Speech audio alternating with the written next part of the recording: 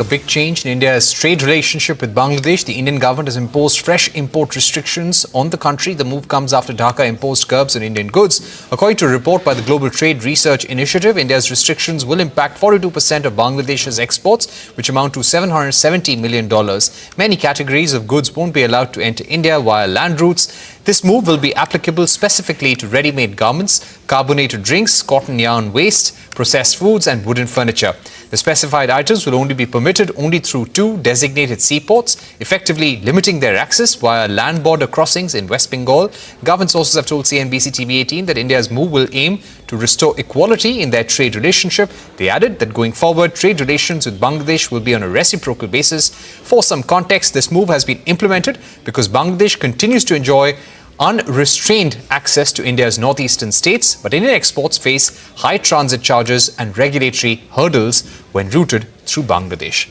We're now joined by Ambassador Veena Sikri, former Indian envoy to Bangladesh. Ambassador Sikri, thank you very much for joining us. You know, government sources have been using some very strong words about the trading relationship with Bangladesh, going to the extent of saying that you cannot cherry pick terms of trade. You cannot expect northeast of India to be your captive market.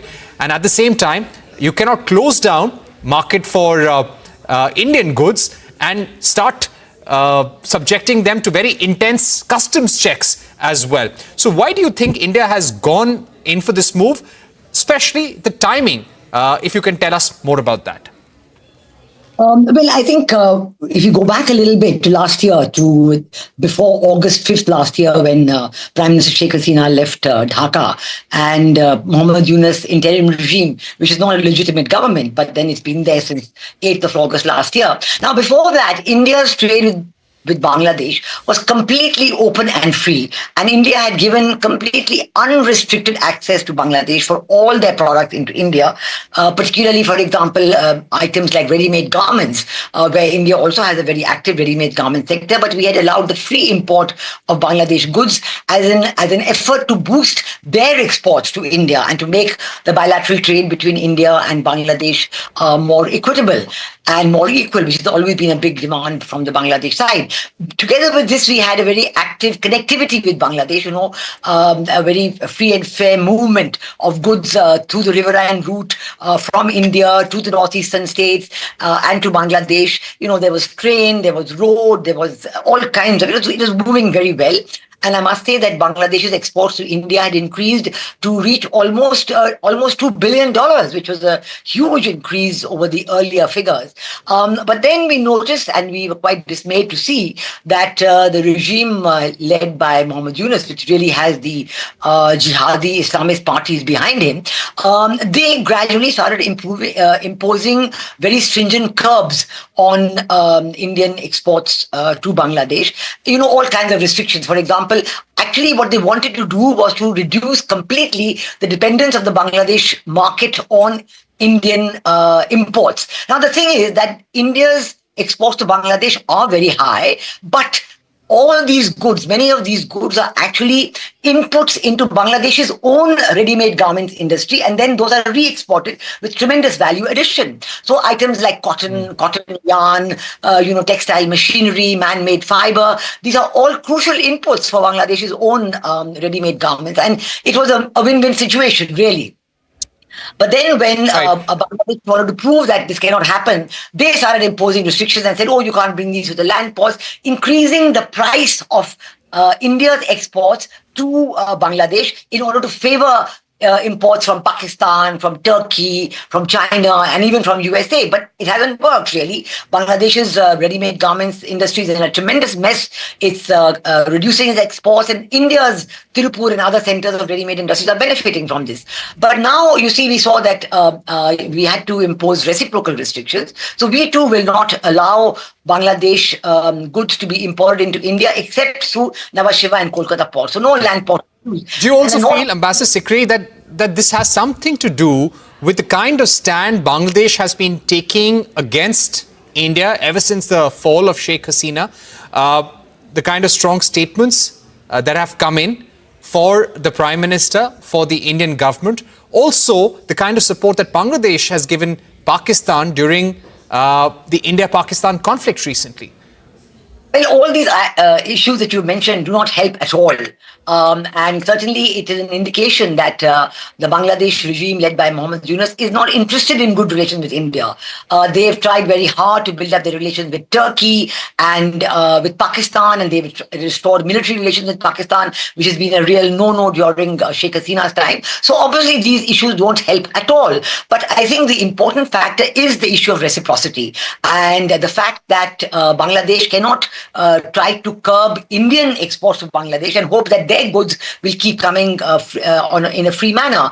But I think net, of course, this is going to harm the Bangladesh industry very much, because, as I said, even if India's exports to Bangladesh are reduced, those very same items can be very well used in India, because our ready-made garments exports are booming, and there's a great scope to build this up and to use the goods which were earlier going to Bangladesh.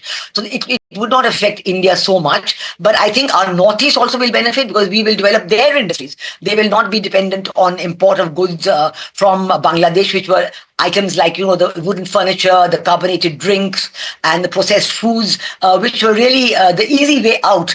And Bangladesh thought they had free access to Northeast, but they were not willing to give access to Northeastern goods into Bangladesh and being sent into other parts of India. So they were being completely non-reciprocal in this, and I think that this is going to harm them a lot. Their industry is very unhappy with this, but Mohammed Yunus seems to think that this is a very political issue.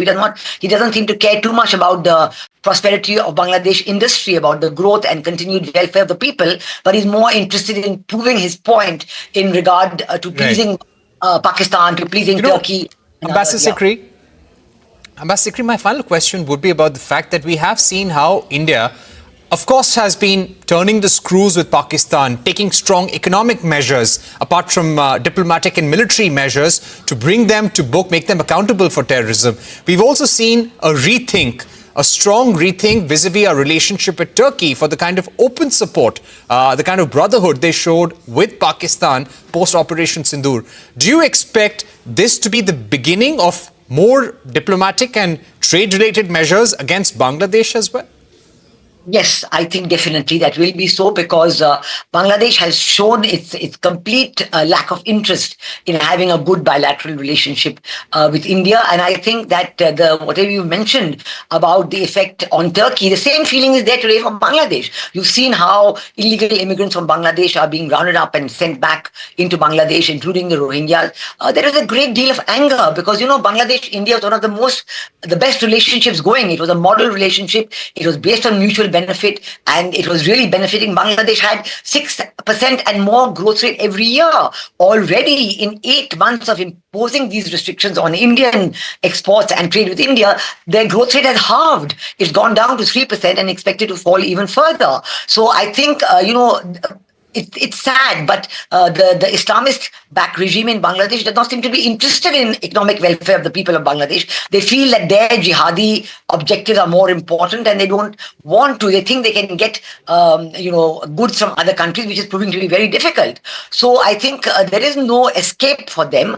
I do hope they will realize that the integrated synergies between India, Bangladesh, Bhutan, Nepal, Northeast India, West Bengal, this is a great sub-region of mutual benefit and growth, and it was proving beneficial to everyone. If they want to rock the boat on that, well, two can play at the same game. But if they do have a rethink, well, I'm sure India will be able to look at it more appreciably. And I think our Northeast has to certainly pick up on its industrial growth to reduce their dependence on these manufactured imports from Bangladesh.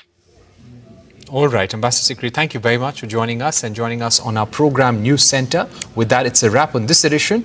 More news and updates continue right here.